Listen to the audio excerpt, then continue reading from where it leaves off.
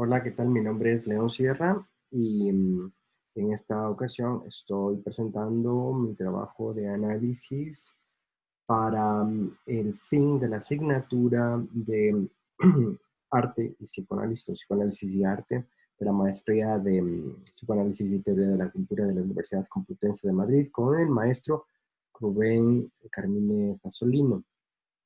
Y he propuesto al maestro análisis de una obra de Félix González Torres, Billboard of an Empty Bed, que es la valla publicitaria de una cama vacía de Félix González Torres. Y un poco el eje de discusión que quiero plantear es el gozo y la sublimación en la obra de Félix González Torres. Y lo he hecho porque me parece que pese a que el arte contemporáneo tiene algunas dificultades para poder hacer una lectura, más allá de que el arte en sí mismo presenta dificultades para hacer una lectura psicoanalítica, eh, me parece que la obra de Félix González Torres pues tiene algunos ejes de tensión que, que son varios y que la hacen muy interesante y muy productiva y mm, mm, muy buena para poder hacer, digamos, un análisis un poco más profundo. Entre ellos, pues está el hecho de que es un artista eh, de la posmodernidad, un artista conceptual, pero en alguna ocasión también se posiciona o le posicionan como un artista de la modernidad, como fotógrafo, como escultor. Esta tensión de artista visual o artista o fotógrafo es muy interesante y se ve claramente en la obra. Otras tensiones que tiene la obra de González Torres tienen que ver más bien con temas más psicoanalíticos que tienen que ver con el goce y la sublimación, que es lo que yo quiero plantear en este momento. Esta es la obra que estamos analizando, Untitled Billboard of an Empty Bed del 91, de Félix González Torres.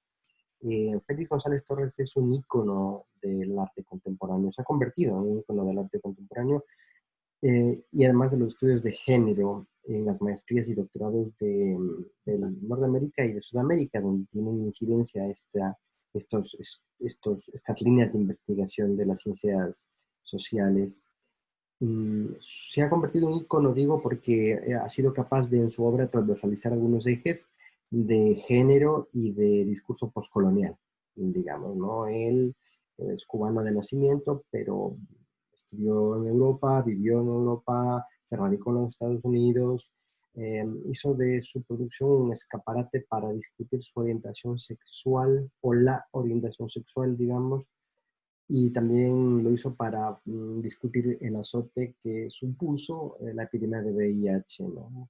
Una epidemia que se cobró la vida de él y de su compañero, que es más o menos eh, el objeto de sublimación, el objeto de resimbolización, el espectador al mismo tiempo de su obra, la musa de su obra un poco.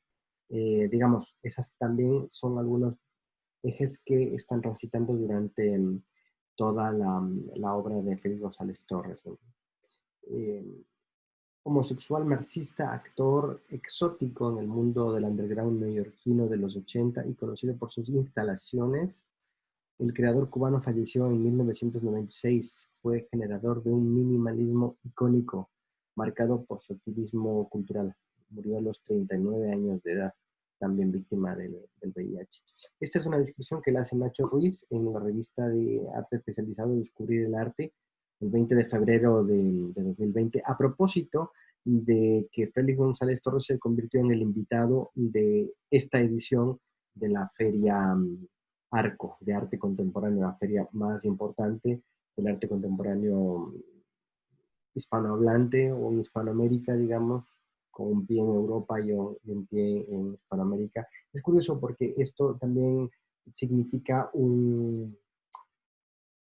punto de inflexión en el propio marco, digamos, en la propia cadena simbólica del arte contemporáneo, porque antes Arco invitaba o homenajeaba a un país por edición. En esta ocasión han decidido que la obra de Félix González Torres dialogase con toda la cadena simbólica de la Feria Arco en Madrid. Una cosa que es bastante notoria a primera vista de la obra de Félix González es que sus Untitled es un título que destitula todas sus piezas. Ha cobrado un enorme renombre, por otro lado, sus piezas han cobrado un enorme renombre 30 años después de la muerte del artista, porque estas obras se han vendido en los mercados internacionales del arte de manera absolutamente escandalosa.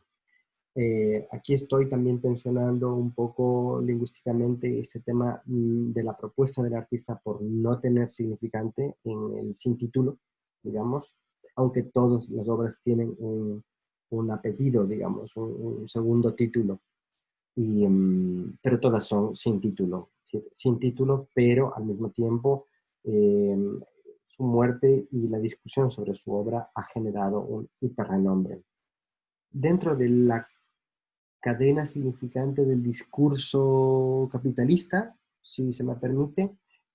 Por ejemplo, el retrato de Marcel Brient de 1992, que es esta obra que estamos viendo en este momento, es un montón de caramelos envueltos en celofán azul, apiñados en la esquina de una pared. Se vendió por 4.5 millones de dólares en el 2010. Aparición, que es una pila de fotografías que tomó el artista, todas iguales, que están en el suelo. Es digno de decir que el artista con esta obra lo que hace es valorizar el suelo en relación a la pared, que era el sitio un poco hegemónico de donde el visitante podía ver y apreciar la obra, en este caso el suelo, y además la gente se llevaba una, una obra cuando terminaba la exhibición. Esta aparición, Diego Sotheby's la vendió en 1.6 millones de dólares en 2011. Luego Christie's vende las otras dos obras que quiero enseñarles, que es este Untitled Blood del 92, Sangre. Eh, Sangre es una cortina de estas de verano, de cuentas rojas y blancas, que parece ser que significan o se han resignificado en relación a la sangre, ¿no? Aquí Félix González Torres pues empieza un poco a penetrar mm, en el eje del gran otro, y no sé si es que es el gran otro, eso sería interesante. Me parece a mí que ya es el gran otro, ¿no? Es el gran otro que es el VIH, o la infección, o el tratamiento, o todos estos discursos que están no al alcance de él, sino que él está intentando atravesarlos, pero el gran otro significa una barrera para él. Eh, Esta obra, Sotheby's, digo, la vendió en 1.6 millones de dólares, en 1.65 millones de dólares por Christie's. Y esta, que se llama LA, Los Ángeles, Untitled, sin título, se vendió en 7.7 millones de dólares en 2015. Untitled, Los Ángeles es una obra de caramelos verdes envueltos en papel celofán. Cabe aquí señalar que Félix González Torres es un artista conceptual, no es un artista, en este momento ya es decididamente conceptual, no es un artista moderno. Por tanto, él no elabora los caramelos, no compra el celofán, no ata siquiera los caramelos al celofán, simplemente diseña el concepto de su obra y otros lo hacen, ¿no?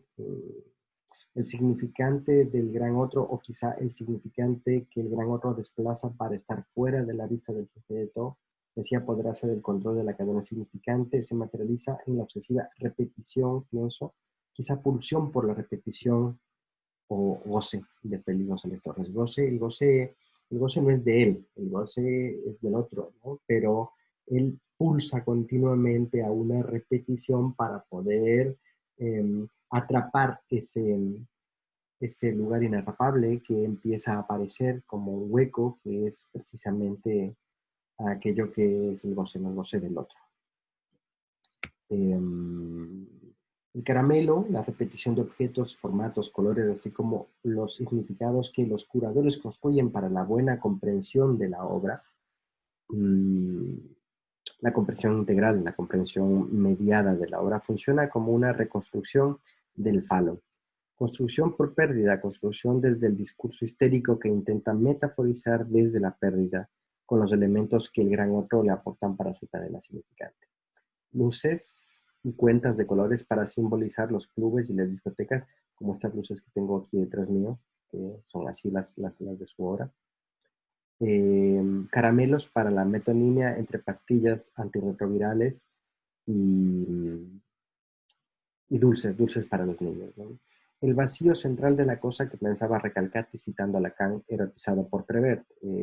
Este, este objeto que finalmente se acerca de alguna manera a la cosa, pero que no lo es, ¿no es cierto? Esta obra que estamos viendo, que es sin título, retrata de Ross en L.A. Ross era su compañero, Ross Laycock. Esta obra está hecha el año de su muerte, en 1991. La pieza consiste en un montón de caramelos envueltos en un celofán de diferentes colores, cuyo peso total es de 175 libras, de unos 80 kilos aproximadamente, los cuales pueden ser tomados por los visitantes de los museos o de la exhibición que haya comprado esa pieza. Esta acción es una invitación performática al visitante, es decir, la acción empieza por el diseño del artista, atraviesa por la construcción de los empleados del museo, eh, se, se, deposita en el visitante que agarra o no un caramelo del montón, y al finalizar el día este montón está mermado, ¿no? El peso total de la pila de caramelos es mermado de esta manera, emulando la manera lenta pero continua como el VIH estaba quitándole peso y vida a su compañero, quien era además metafóricamente 175 libras de conducción. El artista exigió que quien comprase la obra para su colección siempre pudiera reponer al final del día el peso que había sido mermado por la visita. Esta acción cierra el círculo performático y completa la obra, devolviéndole al montón de caramelos el peso que tiene al comienzo del día, que son 175 libras. Y de esta manera, entonces, Ross, que pesaba 175 libras, vuelve a vivir todos los días para la eternalización de su memoria, para la eternalización de su presencia. Ya hablaré un poco más adelante sobre esto. En una especie de ejercicio de duelo, pero regresivo, no asimilatorio, sino eh, regresando constantemente, repitiendo la presencia de Ross simbolizada, ¿no? La obra de González Torres cobra una dimensión y se constituye repetidamente alrededor del amor homosexual, en una proyección a la pérdida como un duelo anticipado. Esta coagulación del discurso sobre el significante ausencia y otros que constelan en torno a la obra son el amor, la presencia, la ausencia, la presencia en ausencia, la sincronía, la simultaneidad, la completitud, entre otros. Digo que es una premonición a la muerte porque esta idea está sembrada en la siguiente obra que vamos a ver, Perfect Lovers, Untitled Perfect Lovers, Amantes Perfectos, hecha en el año 91 también, cuando Ross muere. Eh, es, Al margen del discurso curatorial, revela una primera escena de repetición. Es la primera escena de repetición que en el mejor Freud es una escena primaria, ¿no es cierto? Dos relojes idénticos en la misma pared que uno va a caer, porque los relojes están sincronizados a medida que avanza el tiempo. y entran en una danza que los aleja y acerca, porque los segunderos, según el mecanismo, van desincronizándose y resincronizándose. Y esta desincronía, pues, alerta de la maquinaria que está detrás del reloj, que nos previene de que algún momento va a fallar, o se le va a acabar la pila, o va a ocurrir y uno se va a parar. Con lo cual va a generar una desincronía y, y, y, y va a perfeccionar, digamos, o va a prevenirnos del hueco, del agujero de lo real, ¿no? De esta especie de ruptura de la sincronía. La desincronía como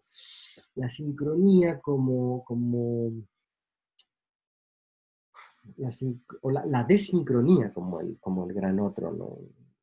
Es complejo esto. La pieza, aunque realizada en el 91, proviene de esta carta que él le escribe a Ross en el 88, cuando recibe su diagnóstico de VIH. Se llama Lovers, 1988. No tengas miedo de los relojes, son nuestro tiempo. El tiempo ha sido tan generoso con nosotros.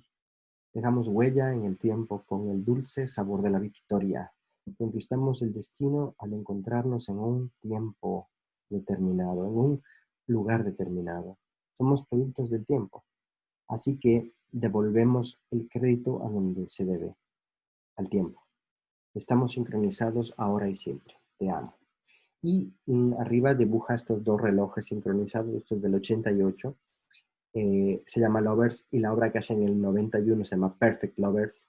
Eh, la perfección del dibujo mm, tensiona la imperfección de la obra escultórica de los dos relojes del 91. Inclusive la perfección aquí yo la leo muy a la par del Moebius este infinito que se dibuja ahí, donde parece ser que esta perfección va a entrar en una eternidad, una eternidad que está atrapando algo que se va a perder, ¿no? En principio, esta sincronía, en principio, el tiempo como un significante en contra del no tiempo, digamos. Mm, el artista creo yo que empieza a retroproyectarse en esta pieza simbólicamente a la manera lógica del aparato psíquico que describirá Freud en su primera tópica, y que en su deseo por atrapar eternamente el amor y el estado de simetría fuese, y esta es la hipótesis de este trabajo, entregándose al goce de repetir símbolos. Es decir, encuentra esta repetición, la materializa en Perfect Lovers y, y luego empieza a repetirla obsesivamente en los demás ejercicios. Pero volviendo bueno, en el sin título Marzo Quinto vemos cómo después de Perfect Lovers empieza esta repetición que primero es sincrónica, es decir, aquí lo que yo leo es dos bombillas conectadas a dos boquillas de la misma calidad, con dos cables de la misma calidad, que de alguna manera también nos previenen que la factura, la materialidad, eh, el objeto que está elevándose a cosa, como diría Lacan, ¿no? En el ejercicio sublimatorio, si es que, si es que es consciente González Torres de esto, o son conscientes los curadores, o nosotros estamos aplicándoles esta conciencia. Este objeto que está intentando devenir en cosa no puede, fracasa, es objeto y en algún momento va a dejar de iluminar, uno de los dos, o los dos al mismo tiempo. No al mismo tiempo, quizá alguien apagará, el gran otro apagará la luz, quizá, o quizá la vida, o quizá este gran otro, eh, hará que uno de los dos falle primero que el otro, ¿no? Previniendo esta desincronía que tiene un significante, por ejemplo, en el VIH, ¿no? Tal vez esto los curadores lo han leído. En el VIH hay un significante que se llama el síndrome de Romeo y Julieta, que es cuando dos de una pareja cero discordante, uno positivo y uno negativo, el negativo genera un síndrome de Romeo y Julieta porque va a morir su pareja, porque tiene VIH su pareja, y entonces se infecta para poder morir con él, digamos. Esto ocurría en el VIH de los años 80 y 90, obviamente porque la terapia antirretroviral no estaba tan avanzada como ahora y no habían cronificado la enfermedad. Aún así, todavía quedan huellas de estos agujeros simbólicos y todavía hay en parejas serodiscordantes de este síndrome de Romeo y Julieta. Volviendo al análisis sobre lo que nos corresponde, que es el sin título vaya de una cama vacía, hay que señalar que primero, me parece interesante posicionar que para Lacan el síntoma va a aparecer más allá del principio del placer, más allá de lo representable. Es decir, eh, el principio del placer tiene, según Freud, pues un desarrollo económico que termina en una descarga emocional y más allá de esto, más allá de esta descarga emocional representable, empieza la repetición, la pulsión de muerte, digamos. Y, y esta obra nace como una repetición, lo voy a explicar. Es decir, esta no es la obra, digamos, es la obra, pero no es la obra.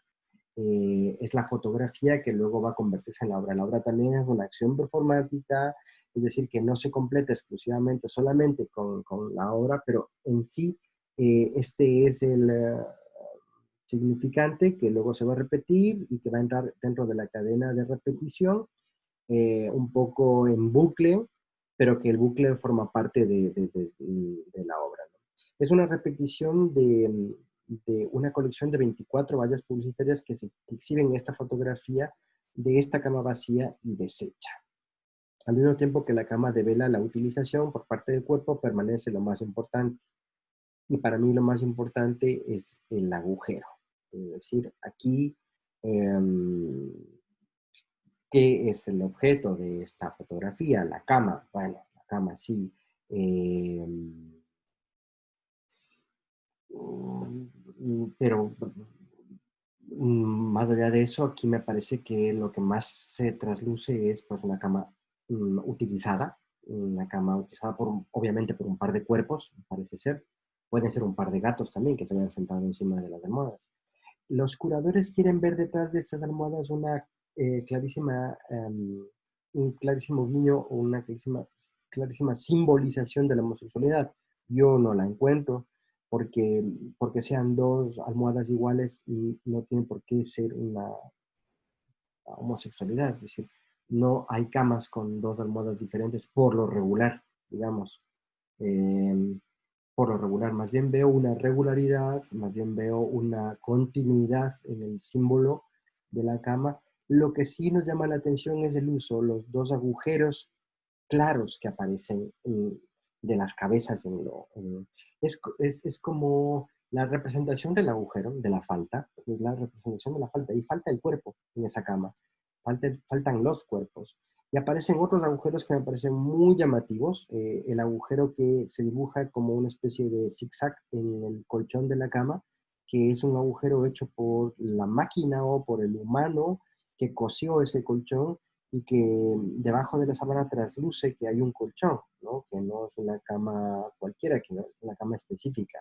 Otros agujeros que aparecen, que me parecen muy interesantes, son estas aguas que hace la sábana, donde, ¿qué es lo que vemos ahí? Vemos, yo siento que vemos el vacío, está significando continuamente el vacío a la manera del Renacimiento. Si vemos cómo en el Renacimiento se arrugaban los paños de los cuadros como Giotto, como no sé, Leonardo, Mantegna, esto servía a arrugar el paño para poder trabajar la perspectiva, la profundidad. Y aquí nos sirve para señalar, subrayar, repetir sobre el hecho del vacío, ¿no? Sobre el hecho de, esta, de este duelo, de este duelo que no termina y que se va a seguir significando, ¿no? Cuando Lacan propone que la sublimación es elevar el objeto a la dignidad de la cosa, algo de lo que propone en una dinámica artística que cuaja en la modernidad, se ha convertido en un saber que hace para en un saber hacer para el artista postmoderno.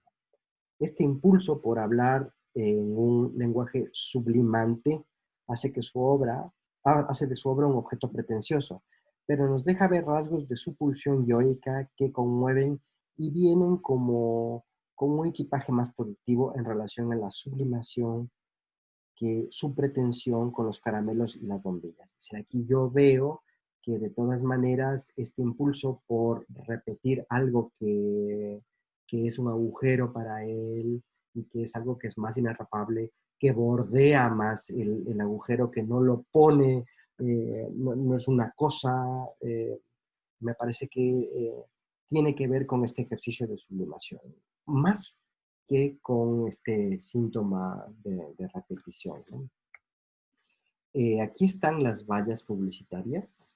Son 24 vallas que una curadora del East Village alquiló en Nueva York para poder mostrar la obra del artista. Es decir, la obra es la foto o son las vallas.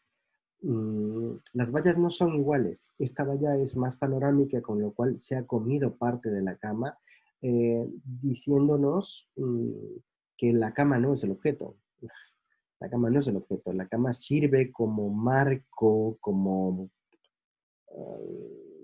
o quizá la cama podría ser el objeto, pero no es la cosa. Digamos, la cosa pretendería ser la repetición, quizá. O una tensión entre la repetición y la sublimación. Lacan insiste en la circunscripción, en la organización, en el velo, el borde de la cosa. La estética del vacío es una estética de lo real, una estética en relación con lo real, que no se degrada jamás en un culto realístico de la cosa como sucede en gran parte del arte contemporáneo. Son palabras de Massimo Recalcati en las tres estéticas de Lacan, que me parece que la primera nos da bastante juego para hablar de precisamente el vacío, ¿no? La estética del vacío, que yo creo que está bastante patente aquí en el trabajo. Recalcati se apresura a cerrar el razonamiento cuando dice que si nos aproximamos demasiado a la cosa, no hay obra de arte posible. Eh, Aquí, en diferencia de los caramelos o de los relojes o de las bombillas o de los focos de estos, no hay una cosa, la cosa, el objeto, digamos, no hay una pretensión por atrapar la cosa, sino por sublimarla, me parece, por sublimar el objeto para convertirlo en cosa, ¿no? ¿Qué es el objeto aquí? La cámara, la cama, perdón, la fotografía o la valla publicitaria.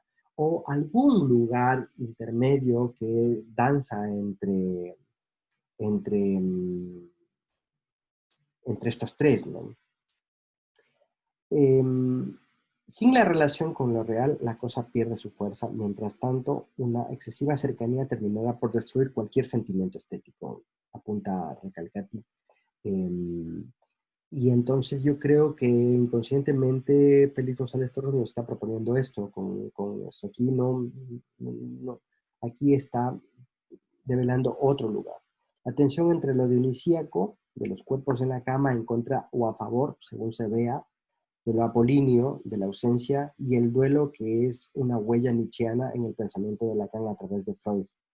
Origen en sustendido en el origen de la tragedia. Es decir, aquí yo veo claramente que, que hay una disputa entre esta imagen apolínea de duelo, de esta imagen romántica, esta imagen doliente, ¿sí? De la pérdida, de la ausencia, que se repite y se repite en una valla y otra valla y otra valla, eh, pero que está atrapando, está frenando este impulso del deseo, este impulso de la repetición dionisíaca, este sexo, em, este grito, esta muerte, esta petit mort de, de, de, estos dos, ¿no?, que habitaron esta cama. La belleza, así, debiera de ser un velo apolíneo que debe hacer presentir el caos dionisíaco que pulsa en ella. Lo bello como forma, como eficacia simbólico imaginaria de la forma. Em, Aquí, más que en otros sitios, vemos cómo el registro de lo simbólico está mediando entre lo real y lo imaginario, ¿no? La imagen de la cama, las imágenes que estamos destripando y que estamos intentando entrever, ver y sacando aquellas que están detrás de los planos simbólicos que están ocultando o dialogando con ese real a través de la repetición, ¿no? A través del goce, ¿no? Me parece que esto es lo que está ocurriendo en al menos las 24 vallas de Nueva York. Luego se venden a Seúl, a Corea, y estas vallas cobran otros significados en Corea. Si bien es cierto, por ejemplo, aquí esto es un espacio público, pero es un espacio público diferente que el espacio público neoyorquino, donde hay otras posibilidades de dialogar con la obra, ¿no? En el objeto separado de su función de uso revela la cosa, de lo cual eso es el índice, pero más allá de sí mismo. En este punto, la valla, el objeto, em, puede permitirnos un poco sondear la segunda estética, ¿no es cierto? La estética, em, la estética de lo anamórfico, la estética anamórfica, donde este objeto se transmuta y se, como digamos, como en el esperpento de Valle Inclán, se disuelve intentando no prefigurar simbólicamente la cosa, ¿no? Digamos, intentando hacerle un juego anamórfico a la cosa, porque en el espacio público y en el espacio privado aparece el espacio de lo comercial, me parece a mí, ¿no? El espacio de lo comercial, que es una disputa muy fuerte entre lo apolíneo, que es este arte sublimatorio del duelo, y la venta. Es decir, aquí yo creo que cobra mucho más sentido el hecho de que sea una valla.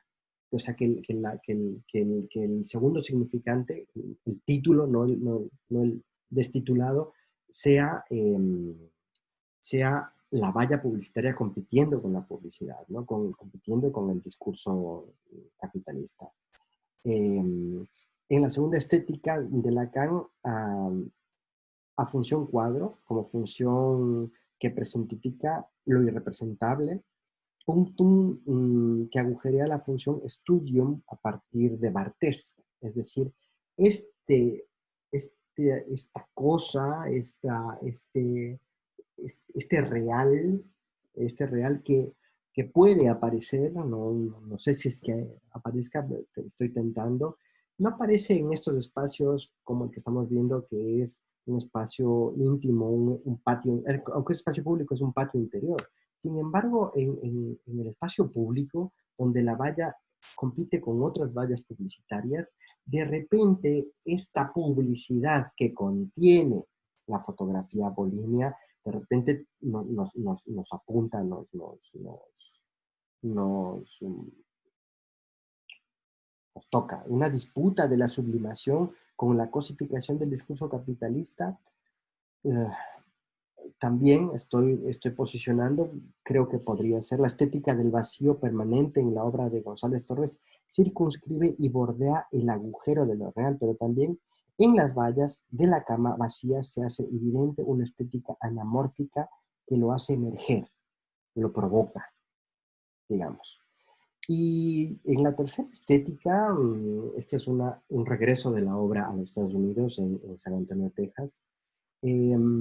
La tercera estética que nos plantea el litoral entre significado y el goce, la lectura curatorial imprescindible para develar el sentido de la obra. Me parece que es, eh, es quien se quiere posicionar como el discurso codificador y decodificador, ¿no es cierto? O sea, quiere atrapar el espectro de lo simbólico, quiere situarse entre lo real y lo imaginario como, como tercera estética de Lacan, digamos, ese es su deseo, que no es del artista, pero que el artista necesita para poder culminar y cerrar la acción performática en tanto es arte contemporáneo. La superación del ejercicio singular del artista más allá de su pulsión por representar lo irrepresentable, por desdominar el objeto o incluso la cosa. En el repetido y posicionado untitled, la significación del cotidiano trágico. Me parece que al margen del discurso curatorial, la significación del cotidiano trágico eh, podría ser el significante de este litoral, ¿no? Eh, la significación del cotidiano trágico. Mm, Este es mi ejercicio de análisis. Yo intento levantar preguntas más que asumir que esto es así. He intentado dialogar con estos autores. Me ha interesado muchísimo y agradezco del maestro la posibilidad de volver a Freud a través de, por ímpetu y por pedido de Lacan. Me parece que la relectura de Freud obligatoria para poder desentrañar los aspectos que nos plantea Lacan, a mí me ha gustado mucho, ¿no? El tema del duelo, la melancolía, el principio del placer, la inhibición, síntoma y angustia, eh, me, ha, me ha nutrido bastante y me deja con un excelente sabor de boca del, de la asignatura. Recalcati, recomendación del maestro en una clase muy productiva, y Avelina Lesper, que me parece que hace un ejercicio más yoico sobre la crítica al arte contemporáneo, y recomiendo la lectura del fraude del arte contemporáneo, por cierto. Y estos links que simplemente ilustran un poco en lenguaje más wikipédico, un poco la vida de González Torres, y algunos significantes que completan un poco aquello que los curadores intentan hacer, que es otorgarle una conciencia del ejercicio sublimatorio al artista. Así que agradezco mucho y esta ha sido mi presentación.